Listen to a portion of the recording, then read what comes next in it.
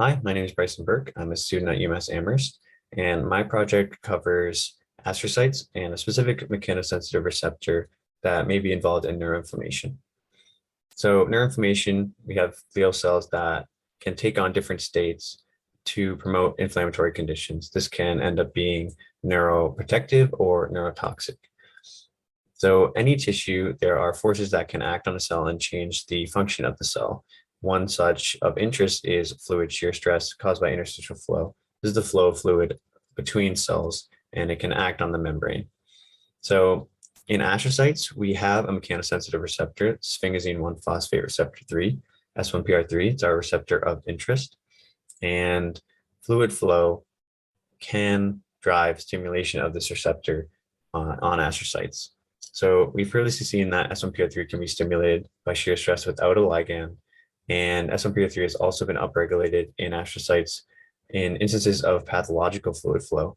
So that's systems in the brain that we are interested in when it concerns neuroinflammation. And we aim to get from this is to better understand this pathway and to define some functional role of S1PR3 and determine if it has a large role in neuroinflammation in astrocytes. So we have this figure here outlining our main concept. We have our membrane proteins. S1PR3 is here. It's a GPCR, and it can be stimulated by a ligand that comes from inside the cell. And this can lead to increase in S1PR3 expression. And then on the left, we have a mechanogated channel that has been shown to open in response to shear stress. And then we have CXCR4, which has also been shown as mechanosensitive and can actually act as a co-receptor for S1PR3. So this shear stress can also stimulate S1PR3, and that leads to upregulation in S1PR3. So that's what we use as a readout. So inducing shear, we need to plate human cortical astrocytes in a 6-well. And once we starve and treat with our desired conditions, we can put it on an orbital shaker at 100 RPM, and that'll be our shear condition. And then our static condition would be not on the shaker and would be incubated for the same amount of time. Once that's done, we fix the cells and we can stain and image them. We've been using this rabbit host anti-S1PR3 antibody and a Thermo Fisher Tyramide super boost kit, which increases fluorescence of targets that are low concentration. Once we've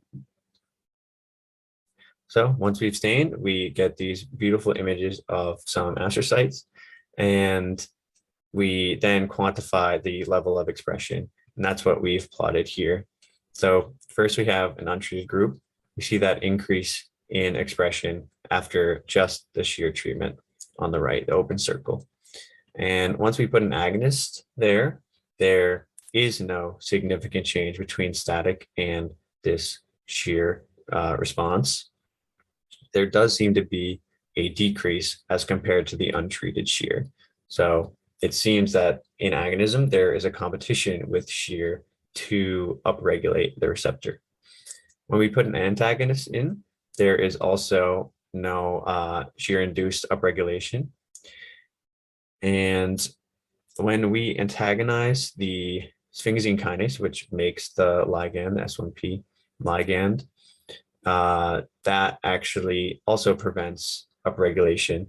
So that could show that there is still ligand-dependent signaling going on in this pathway. When we look at this mechanogated channel, that's a piezo1, there is no shear-induced upregulation, which could indicate that when this channel is not allowed to open, that means the S1PR3 does not get increased expression, and there could be some interaction between those proteins. And the CXCR4 similarly could act as a co-receptor. When it's blocked, that upregulation does not happen. So it could be that CXCR4 interacts with S1PR3 to create this upregulation response to shear. So what can we get from this? We know that it's a complicated pathway. GPCRs, there's a lot of steps involved. there's dephosphorylation, there's phosphorylation, there's regulation at other points. So it is a challenge to find all this out just based on the readout we have so far. But we can kind of come up with some possibilities. Firstly, that astrocytes might sense shear through a different receptor. It might be through this ion channel, it might be through CXCR4, and that can then lead to an increase in the ligand-dependent S1PR3 signaling. Otherwise, S1PR3 could still be responsible for sensing it, just in a more indirect pathway to the upregulation. So it could be sensitive and affect ligand production with this sphingosine kinase and then lead to upregulation.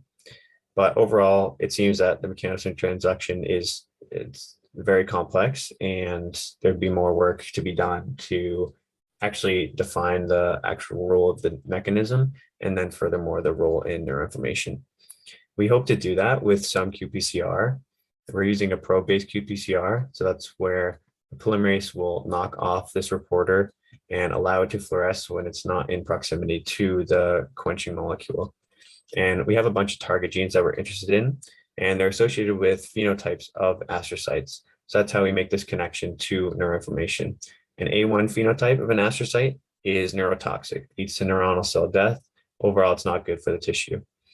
A2, that's the sweet spot. It is neuroprotective, and it keeps those neurons alive and can also repair tissue. This pan-reactive should be present in both phenotypes, and housekeeping gene just for control. So hopefully we see that these treatments are linked to certain phenotypes of astrocytes. Whenever these genes are present, it will give us some insight into when this mechanism comes into play in terms of inflammatory conditions and how astrocytes are regulating that.